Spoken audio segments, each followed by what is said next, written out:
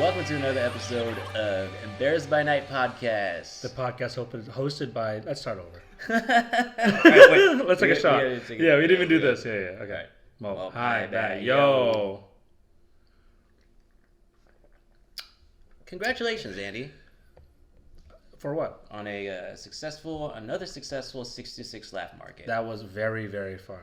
That was very, very fun. Welcome to another episode of Embarrassed by Night, the podcast hosted by... Two balding Vietnamese comedians. Yeah, we're bringing it back, baby. It's going to stay. Unfortunately, that's the only thing that sticks, and people seem to be responding to it. Negatively, but they're responding. No, but that's true. This is the only podcast hosted by two balding Vietnamese comedians. Yeah. I'm still taking finasteride and minoxidil, the topical and the pill. So I wanted you to know that. This is very interesting news. I'm now not doing a paid subscription to. You don't even have to say it. You don't have to say it because they're not getting. You don't That's give right. Them free publicity. To one of those products that you see on ESPN at 3 a.m. I'm not even paying them anymore because my doctor has now prescribed. She saw that I needed it and she prescribed it to me. So I'm saving a lot of money. Yeah, get the generic, baby. Hell yeah, baby. It's fucking $3 a month supply. Made in a New Delhi factory. A New Delhi, I think you're talking about a Delhi. A Jewish deli, made in the back of a Jewish deli. That's probably more expensive than generic. I think. Yeah. You see how much a sandwich costs at Langer's? Yeah, dude, it's crazy. It's good pastrami though. It's good pastrami. Yeah, it's $18 though. That's crazy. I know. I went to Katz Deli in New York. That was like a $45 meal. It was a pastrami sandwich, fries, and an IPA. Oh my god. Then the line was long. Well, did you keep the receipt so you could write that off? I don't do that. God, I just don't pay taxes. I don't understand what you understand about this. We'll you keep giving me tips, and you think the IRS is watching this? My friends aren't even watching this. You think the IRS is watching this? Well, now that we're producing a pretty successful stand-up comedy show that is publicly advertised for. That's true. You start reporting that income, my friend. We should have secret files. We should have a secret podcast. No, I delete everything as soon as we're done. That's why I've been asking you to keep them because I feel like you do. I have so much space. I want them all. Okay. I would like them all. I'm not going to release them without your consent, obviously. We've deleted all of the previous ones though. I have the ones where I've done the first pass. I have all those files still. Okay. I've gotten rid of them because I was like, where?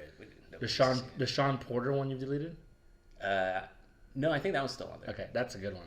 There's a lot of fun stuff there. It's ridiculous. So stupid. Not hard to listen to as a podcast. Like fun to do. Yeah, really fun to do. That's kind of the theme. Yeah. That's everything that I do actually is just fun to do and hard to consume. Nearly impossible to follow. That's okay. You know, the better we get at this, the better it's going to sound, and the more we're going to realize what we need to do in order to make it parsable, followable, understandable by the. We have to make our podcast what, Fred? Coherent, dipshit proof. Oh, dipshit proof. That's a Fred Lay original, ladies and gentlemen. Dipshit proof. But that's a good topic to bring up. Hey, if you're still listening and / watching this podcast, give us some feedback because we've been asking for 10 episodes straight. Send your anonymous or give us your name and feedback to embarrassedbynight@gmail.com and we will look at it and laugh.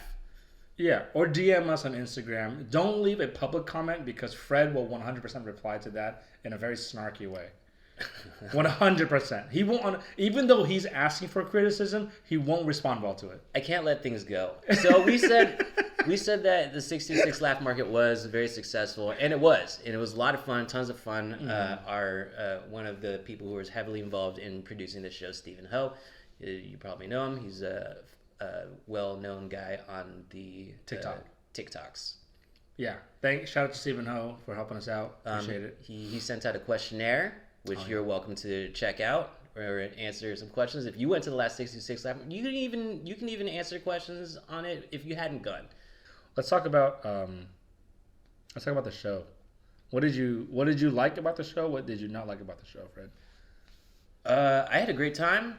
I don't think there was anything to dislike. Everything went pretty well. As a comic, I think that was as good as it could have gone. Okay, cool. And I wasn't surprised though, because we spent a lot of time working on how to make it a big. We're getting pretty good at putting on a show, I think. I think so too. I think we're getting good. I think we're starting to really understand the flow of a show and starting to really feel the audience. I lit the last comic a little bit early because I felt the flow and energy die just a bit, and I was like, this has 2 more minutes before we're done. Yeah, good call. I felt good about that call. Yeah. So, understanding and reading the audience, big part of comedy and big part of producing a show. So. Not that different from being a DJ. You gotta be able to read the producing a show. Yeah. You gotta read the crowd and see but you can't. What's the show producer's equivalent of like dropping the bass to really bring the energy back in the crowd? Give yourselves a round of applause. Thank you so much for coming out to support live comedy tonight. I hope you guys had a wonderful time. Give yourselves a round of applause for being here. Yeah, that is a I do that all the time. Frequently used tip. Yeah. Just so I can see you know what it does for me? I think also as a teacher, when I say give yourselves a round of applause, or I say give the venue, or I shout out someone for free applause. That everybody will get behind? Yeah, I do that because it allows me to check in to see how many of them are engaged in that moment too. And if they aren't, how many of them, they're most likely going to get back engaged because of the clapping. If I had lost anyone, they're going to be back in, and now I can just almost get a refresh. Yeah. So really, all you have to do is just shout out something that everybody can get behind. Like, hey, give it up for Vladimir Zelensky. Yeah. Isn't he doing an amazing job out there? Yeah, that's a terrible example because nobody knows, Americans will not. They know. Yeah, you think so? All right, I'm going to shout out Zelensky. Yeah. and then people will give a thunderous round of applause. And if they don't, then you know that they're enemies of the state. They shouldn't be here. Mm-hmm. We'll deport them to Crimea. Ooh, annex that bitch. Yeah, take it back.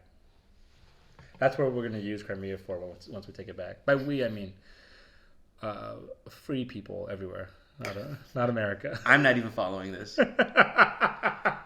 This is tough. We usually do this show like late at night when we've like gone through, but we're doing I'm usually high and somehow more coherent. Yeah, we're doing an early afternoon podcast just out of convenience. Hey, but this is a pretty exciting thing about the day that we're recording this today. The trailer for the Sympathizer just dropped. It just dropped 6 hours ago on YouTube. HBO Max's The Sympathizer, which comes out next year. Sometime in 2024. That's what they say. Based on the Pulitzer Prize winning novel by Viet Thanh. And we're especially excited for it because we are also producing Vietnamese-American art.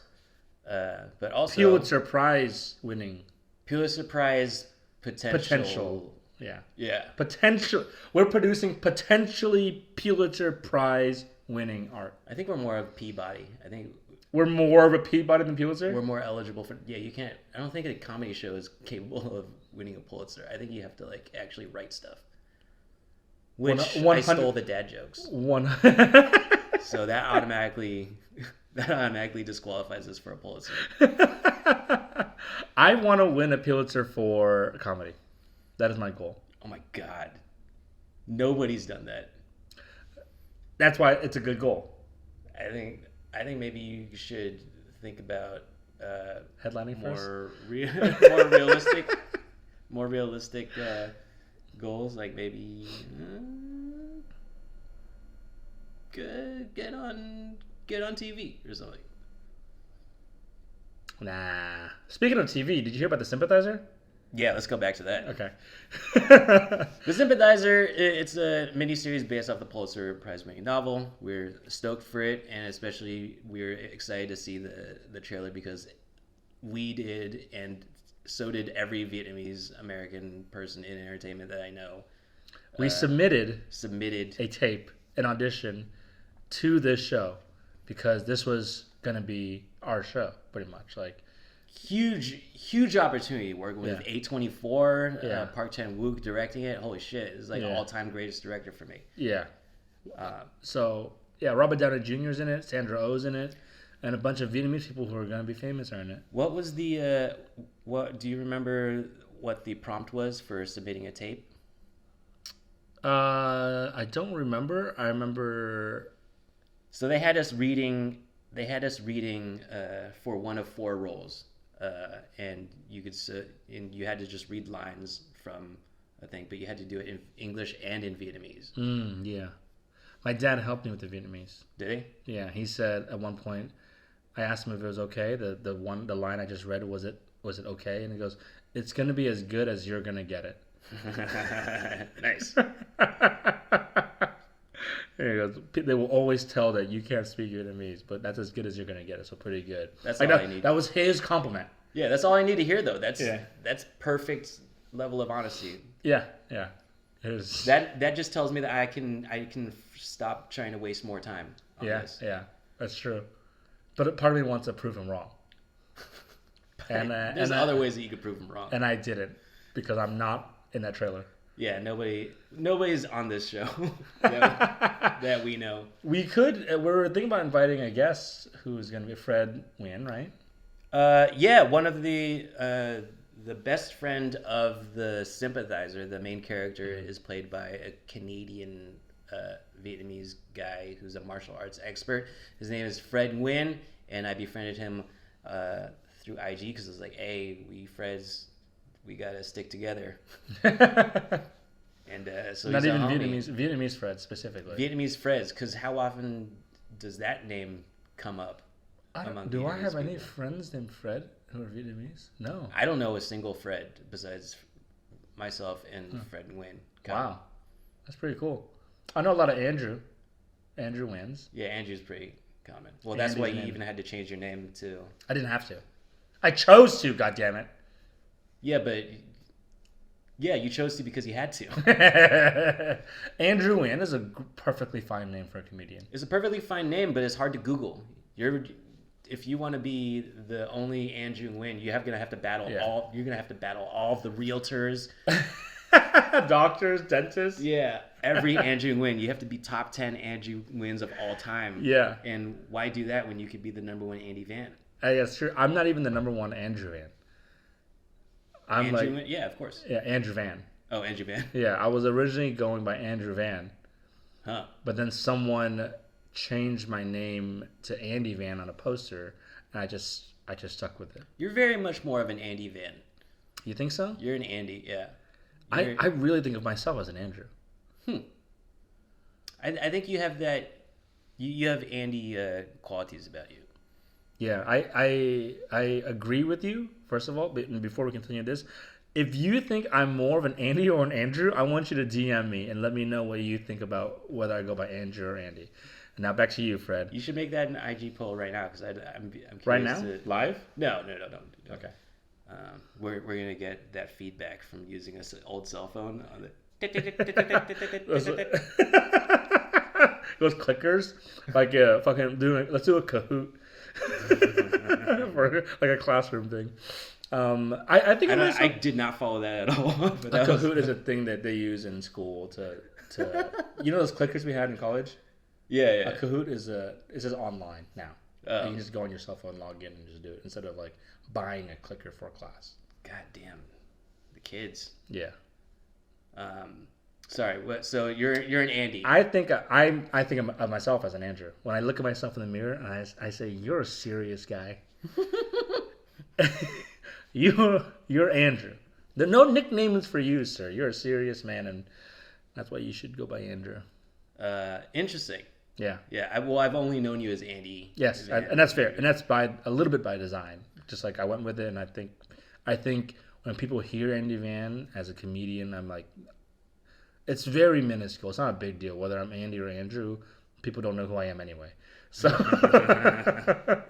Okay. But that little slight like Andy. Like that Buddha looking dude. Yeah. Someone told me I look like Psy today. Ugh. Yeah. Is that the worst thing that you've ever been compared to?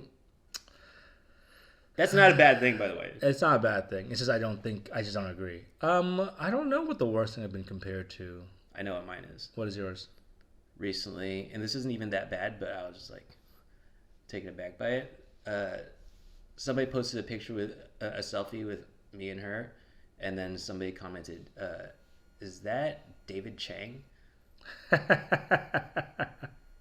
The chef. The chef, the husky, the famously husky and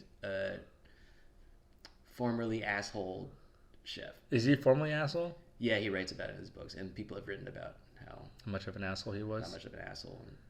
I've heard that he was an asshole from some article in the New York Times or something like that. Yeah. That's supposed to be news. Yeah. Just like exactly. Somebody. I don't take any of those things to heart, so I guess I never remembered it. But David Chang is at least notable. He's notable, but he's notably fat.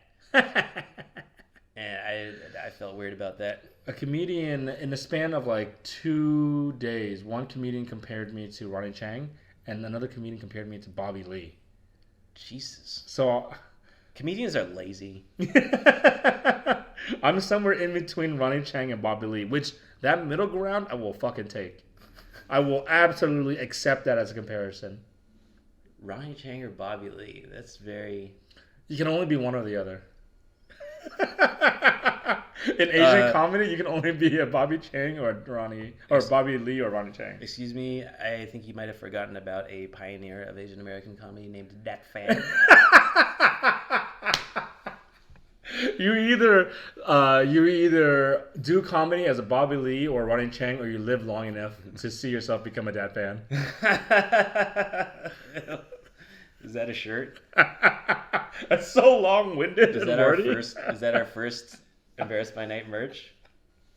Yeah, there's all 3 different types of Asians. You live long enough to see yourself become a Dat Phan. It might be kind of true. No, that's deep. Yeah. That's deep. It's hurtful. It's hard because I don't know if people in our audience necessarily wouldn't know who Dat Phan is. If they were listening, they would know by now. Yeah, if you haven't heard about who Dat Phan is, go watch that episode with Sean Porter. People where I was on ecstasy. People hey, we're not revealing it. I would have left it in if you're down to reveal that you're on ecstasy. We can reveal it now. This dude was rolling so hard. This vase is still broken. I'm gonna show them the vase. Yeah, well, you guys should get rid of it. I don't know why you guys are. It's just remembering a more pleasant time. Look at this. Look at this vase. Get that right in front of my face. My uncle gave me this. Shout out Uncle San. Uncle San. Why did he give you that? That's just such a random gift to give a nephew. I don't know. I think he's just getting rid of something. He was. He has a rug he wants to get rid of too. I might take. You do really like just accepting stuff that is getting thrown away. Yes. This fool has like the most banal print of a house, a cottage in some field. He's like, "Oh, this is sick." His dentist office was in a dentist's office. And he said, "Dude, this is cool." And now it's just like sitting on the floor of his bedroom. No, it's not. It's in the half bathroom that people use when they come over. It's sitting right across. If you sit on the toilet, it's right behind your head. And if you're sitting on the toilet and you look front, there's a picture of George Costanza shirtless. Yeah, I saw that. That looks like another thing that you picked up for free at a garage sale. No. It was free, but it wasn't a garage sale. Someone stayed in my room, and when I left, they had, as a prank, put it up as some decoration for me. Yeah. What I want for you is some like nice art. I love art that means something to you. The reason why I don't have art up is because I'm fucking picky with art. I'm really, really picky with art. Unless it's free. and then I love it. And I love any art that's free. Oh, you're like, ooh. It depends. No, it really does. If it's too gauche. I like the house, the painting in the house, because it's like almost Thomas Kincaid like cottagecore almost. He died of an overdose. Really? Yeah, fentanyl? What kind of OD? It was too much alcohol and something, but he was partying hard. Thomas Kincaid died. Thomas Kincaid, yeah. Noted, I just read that. Wow, noted like cottage fucking core, total fucking painter. nerd. Yeah, the colors are beautiful. He's He's probably on heroin. I think his daughter went to St. Francis and was known for throwing like wild ass parties. Thomas Kincaid's daughter went to St. Francis High School in San Jose, in Mountain View. Yeah, That's awesome. yeah, Hilarious. She was known for some antics. Was she? You think she's hot? Was she hot? She's probably hot. Rich people are hot. Rich people aren't always hot. I mean, Ugly rich people are really cool. People who make their wealth. This is just from being at so many rich ass people's houses over the years as a caterer. I've noticed that people who like make their own wealth, come into money, date the hottest people and procreate with the hottest people possible, and then their kids are just like hot and tall. Yeah. So but they're cool. I don't know. I hard-working, ugly people marry hot. Yeah. Dude, we gotta get rich. I think I want to be the one that just marries that they marry. Sorry, dating this new person has given me an insane amount of confidence. How hot do you think you are? On a scale of 1 to 10, Fred, rate yourself right now. Gosh, it would have. If you had asked me this 3 weeks ago, I'd be like, come on. But now I'm like, pretty good. You gotta give me. How about this? Instead of numbers, on a scale of Bobby Lee to Ronnie Chang, how good looking do you think you are? That's great. About a Joe Coy. That's not bad. That's not bad. That's not incredibly unreasonable. I disagree. Joe Coy is very swaggy. Yeah. Bobby Lee is. You think you have Joe Coy swag? I'm asking genuinely. I didn't mean for that to sound sarcastic. No. I don't have Joe Coy swag or energy, but his swagger mixed with his physical appearance is on par with whatever I'm working with. Okay, all right, that's fair. I'm telling you, I'm like overconfident right now. You're very, very confident. I think, like, I'm not saying like I'm Hassan Minaj or anything like that. I'm like 2 notches above Bobby Lee. That's where I feel like. 2 notches. Yeah. Where is that on the evolutionary? Yeah. scale? So between a Bobby Lee and a Ronnie Chang, I'm more like a. You know who Paul Ogata is? I can't even picture him right now. When we cut this into a reel, we're gonna have to use visual. Oh yeah, what's it? Yeah. Okay, sorry. Who's Paul Ogata? He's a Japanese-American comedian. He's a bit bigger. Okay. Very funny guy. Very, very funny guy, but not great looking. I don't think I look like him. We only started talking about the Sympathizer trailer dropping. We didn't even talk about anything about it. We submitted for it. That was when I really like actually the last time I ever actually tried acting in front of a camera, and it's not for me. I can't act for shit. I can't remember lines. I can't. And I even try this like when I'm watching movies by myself. An actor will deliver their lines, and I'll even try to emulate that just to see if like that's something that I'm capable of doing. I cannot. Really? I can't act. I think I am an actor. I think I'm more of an actor than I am a stand-up comedian. I'm an actor, but I'm lazy, so I do stand-up comedy. Jesus. So you can just still get the attention that you crave? Yeah, I'm pretty much. I came to LA to act, and I started doing improv. Again, lazy. Yeah, because you didn't even finish improv. I didn't finish to the point where I'm still telling you what you learned in improv class. Yeah, well, you try to tell me, and I'm like, I don't know. That's all I want. But I'll play your game because it's been so long. I have to keep myself like, oh, I do not know. So I'll take your advice under consideration. But the reason why I stopped doing improv was because you had to pay so much to do it. And it's $400 a class. It's nuts. It's insane what you have to do. And for what, really? For what like, tangibly, what do you get? Other than a skill, which I realized about 2 years after I quit improv, like, I could have really used some more improv. Improv, I will say improv classes, as expensive as they are, they they do give you skills that translate into the real world. Like my most important lesson that I got from improv classes is to stop making so many fucking jokes, and stop trying so hard.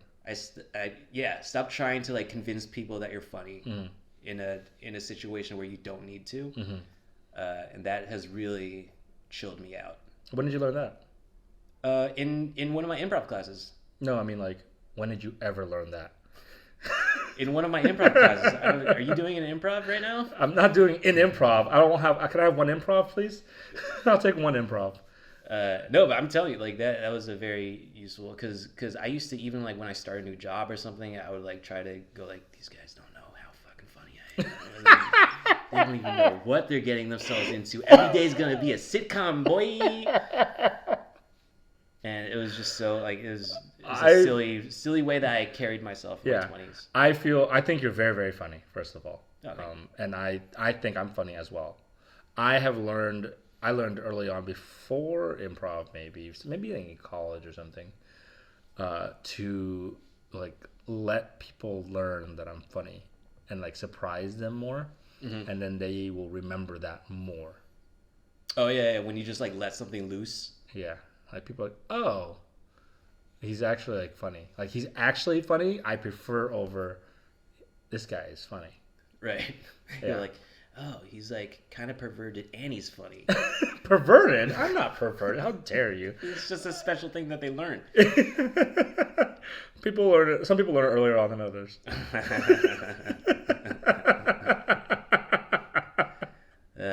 Can't wait for the Me Too's to completely kidding. Absolutely kidding. Cut.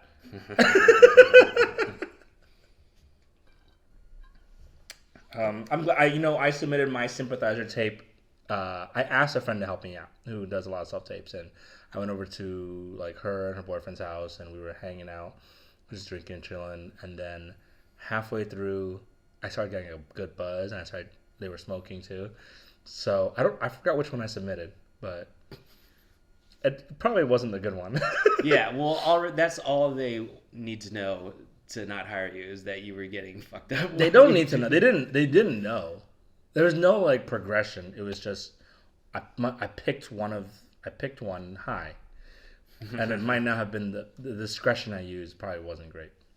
But I had a great time. Again, that's the theme. Really fun to do, hard to consume. I think I still have a tape of it on my phone from me like really trying to act. I'm gonna need you to send that. Yeah, they did. I mean, I don't mind people seeing it. There was a second round of submissions for like Vietnamese people in LA to submit again, and by that time they had written the script, and they wanted you to do the same thing, read lines in Vietnamese and English, and the scene that they gave you was a torture scene. Oh shit! Yeah. I didn't submit the second time around. I didn't care. It went out to like some people, and then, but goddamn, can you imagine having to do a fucking torture scene? I think I would have killed the torture scene. Look up! I straight! Was that what it was? Yeah, something like that. That was pretty good. You think that you're so fucking blah, blah, blah. Send me the sides. Send me the... We should reenact our tapes. Oh my God. We should have prepared more for this episode. We're going to do it next episode, guaranteed. We're prepared. Oh, no, you're not even going to be here next episode. Yeah, you're going to have to do it with Tony Vin. I'll send Tony Vin my tapes, and then Tony Vin will... Oh, I would love to see Tony Vin try to submit this. Oh my God, it's going to be so good. Oh, I can't wait. I'm so excited. Next episode is going to be so fucking lit. Okay, and then if it isn't actually Tony Vin, we'll dub in whoever it is voice. Stephen Ho. You know what? I think Stephen Ho would do the next episode with me. That'd be huge. That'd be the biggest numbers that we've ever gotten. We might break 20. Let's not dream too big, all right? That's on par with me trying to win a Pulitzer for comedy. All right, let's just keep our goals normal here. Honestly, though, if we get 20 listeners for an episode, you've done shows for less than 20. Oh yeah. You go do a comedy show and that's showing up for like an hour and a half. Yeah. To make 12 people laugh. Yeah, but we spend way more time doing this per episode. We probably spend about 4 hours an episode, you think, of total time? Sure. Yeah. And now that we've told the people, the listener, the one person listening, this number, Yeah. so pathetic, right? The amount of time versus the output. I'm happy to do this. I love this. Is probably one of my favorite things, that just like the actual sitting down and talking and drinking. Like, this is what I want to do. Yeah, this is more fun than an open mic, and it also like exercises the same muscles. Yeah. In my opinion. It doesn't for me, but it's more enjoyable. Well, also, I haven't written a new joke in 2 seasons. They know. Yeah. They can tell. Hey, what about Suni Lee?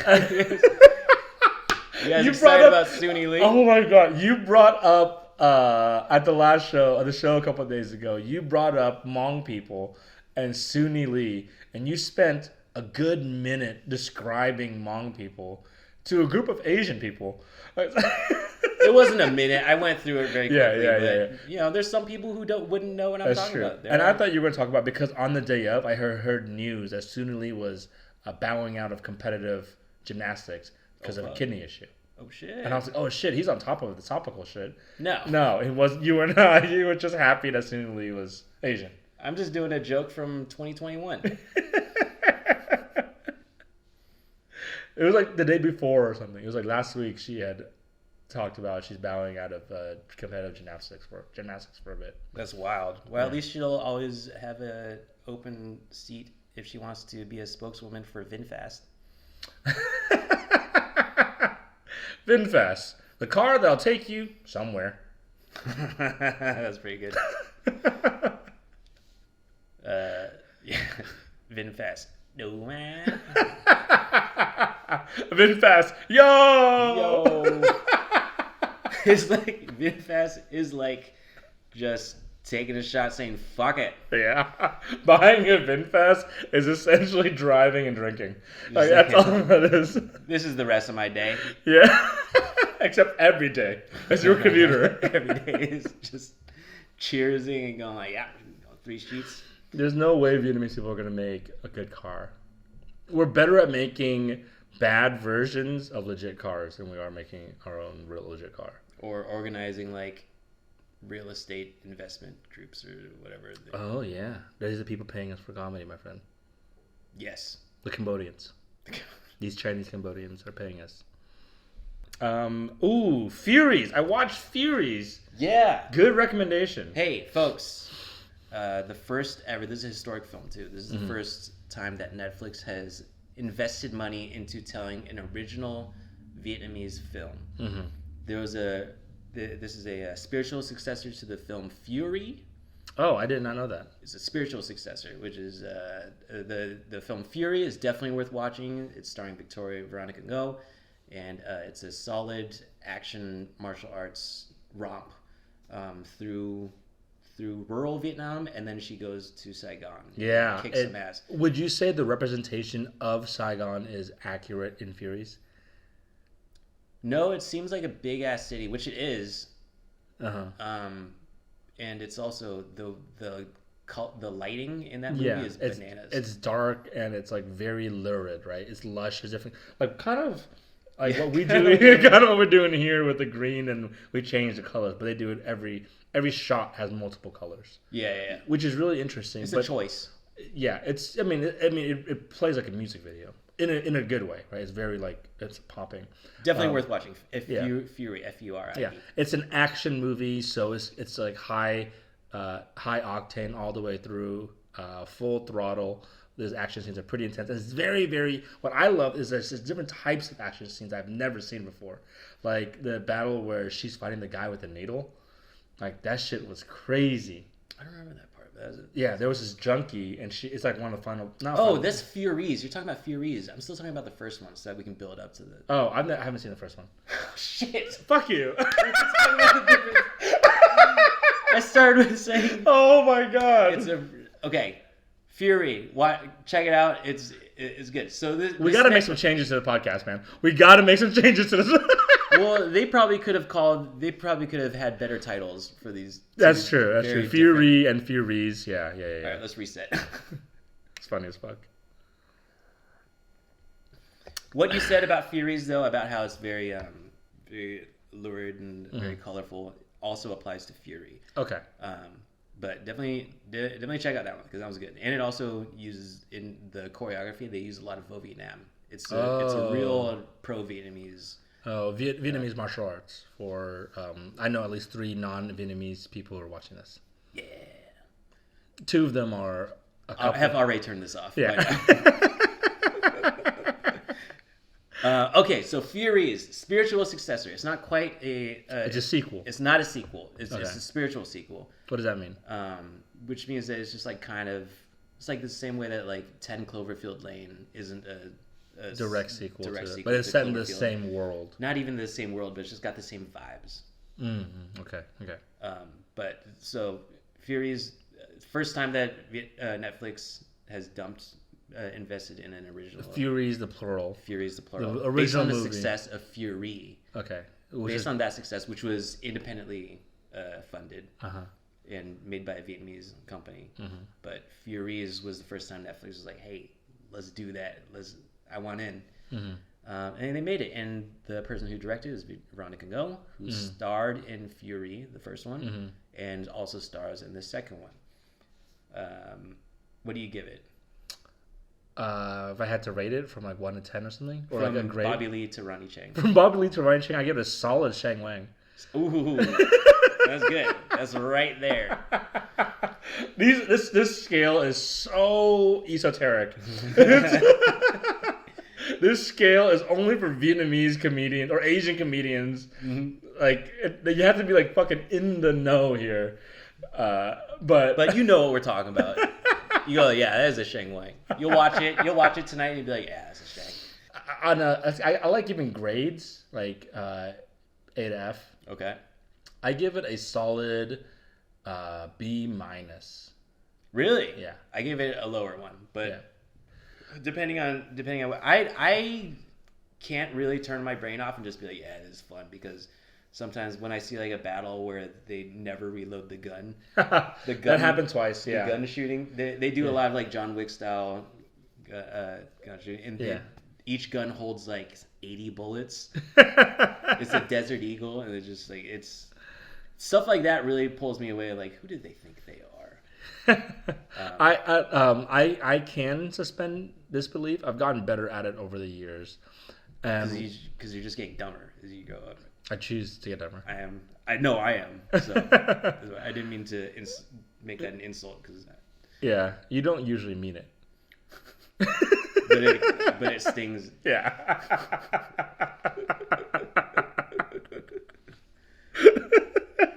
Anyways, you get older, you get dumber. Yeah, and meaner apparently. Can't help it. No, I give it B minus because I started off right away thinking, because it opens up with a very fucking intense scene. And the way they treat that scene, they open up, I'm just going to spoil the first 10 minutes. They open up with a sexual assault scene. And I think it's done kind of corny. And they're doing it It's so brutal, though. It's so brutal. It's so raw. But I'm like, okay, they're not really treating it delicately. So this film is not going to be in any way subtle. There's like zero subtlety. I'm like, okay, there's no way. You can't show a scene like that, an intense sexual assault scene, and then expect subtlety after that. Or attention to detail. It's a hard revenge flick. Yeah. And so I'm like, okay, they set the tone right away. I'm not gonna have any expectation of where I expect this to be. So I'm just gonna sit back and enjoy whatever in your face bullshit they're gonna throw at me. And I think it did that really well. It's fun. It's hella fun. I think the choreography is great. I think the lighting is dark and moody and cool. There's a huge action set piece in the middle of the movie that involves a thrilling motorbike chase. Dude, that shit was so sick. That looks horrible. Oh, the CGI is so bad, but the choreography. It's like they ran out of money right before they were about to shoot it. Like fuck it, but they shot it and then they found more money afterwards. For all the bullets that they had to shoot. Yeah, no, it was sick because I've never seen anything like it. But the CGI budget obviously is not great.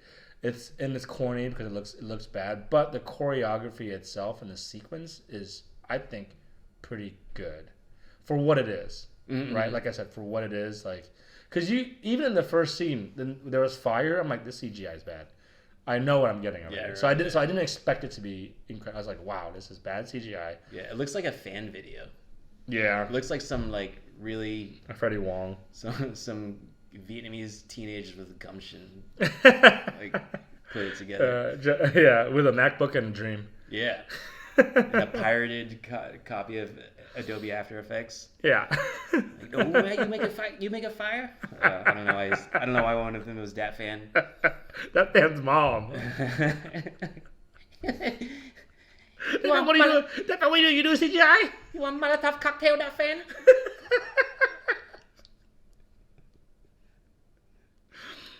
Dat Phan, how about I CGI kill you? You motorbike to Saigon, huh, Dat Phan?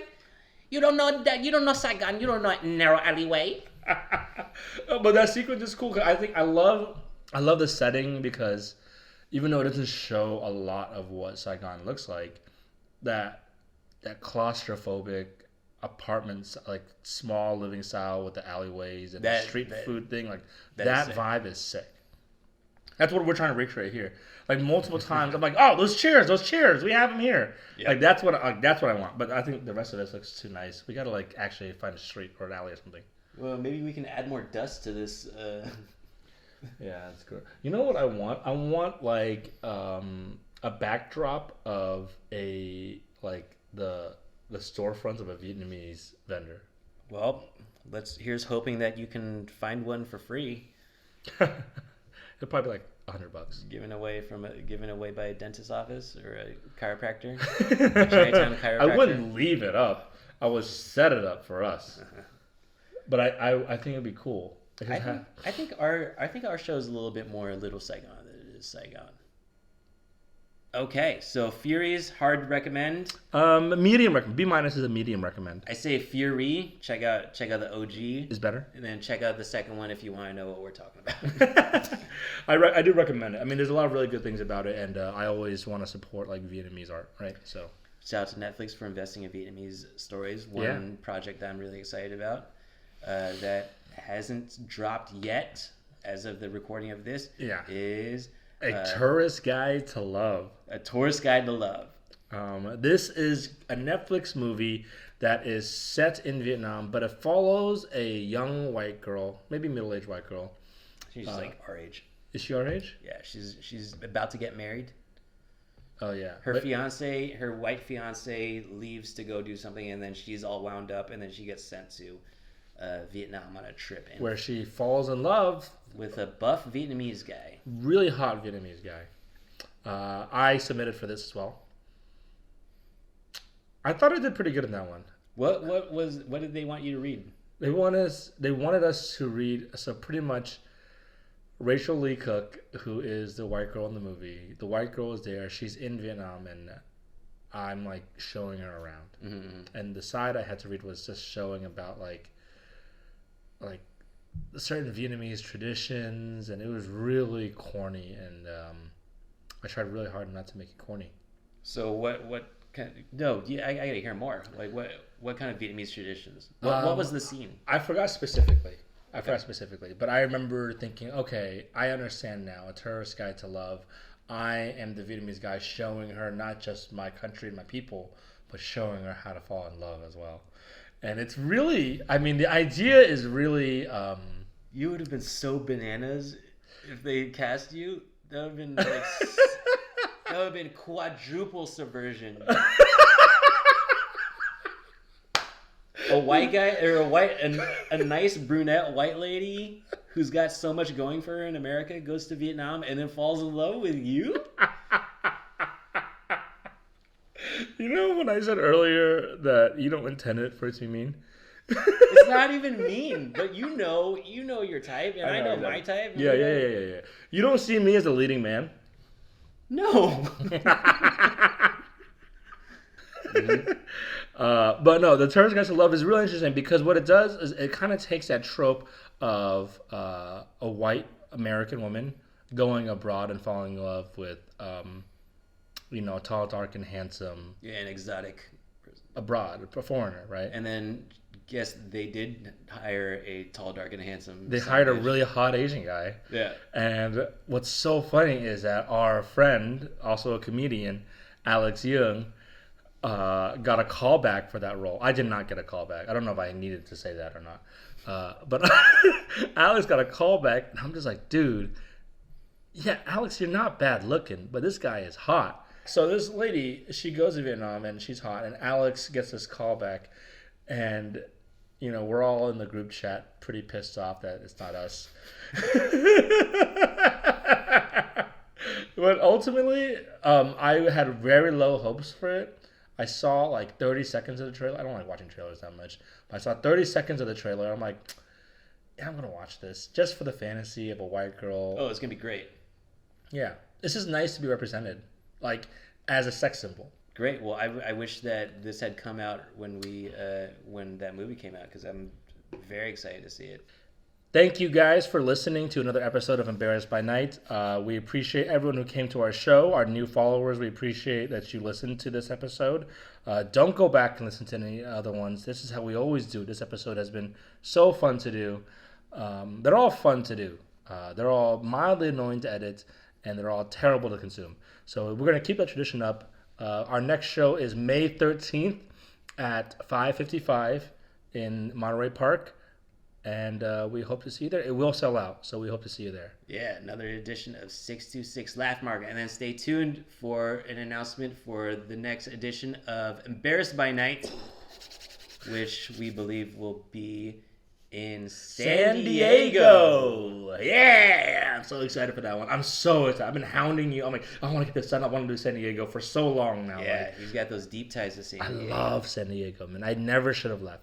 It's going to be happening in September. Yes. So stay tuned. We'll get details for you coming up. We might not even still be doing this show by the time that show goes around. I will be. With Tony Vin. Well, all right. Yeah. There's going to be a special guest episode on the next iteration of this. Next episode is going to be really fun. Yeah. Everyone Everyone wish Fred good luck in Vietnam. He's gonna finish out his documentary. We're gonna have a rough cut soon, and hopefully secure more funding. Not from you guys, because I know who's listening, and if you want to donate, y'all you broke. can. I don't want you to donate to me, not to him. So. Okay, thank you. Bye.